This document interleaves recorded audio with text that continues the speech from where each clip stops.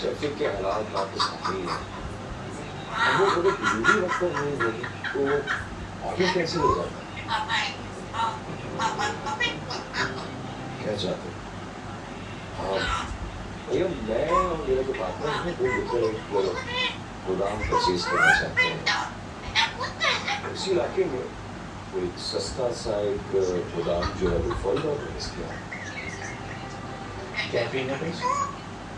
तो मालिक जो है मुझसे बाहर जा रहा है तो मार्केट से बहुत कम में ना वो एक 50 लाख मांग रहा है।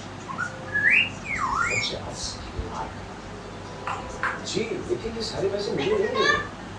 वो रेहान जो मेरा दोस्त है वो 20 लाख तो दे दे, बाकी मुझे सिर्फ 20 लाख चाहिए। आर यू श्योर कि ये पैसे तुम्हें गोदाम खरीदने के लिए ही चाहिए, या फिर से किसी नए बिजनेस में पैसा डालकर रिस्क लोगे? हाँ मतलब है कि मैं झूठ बोल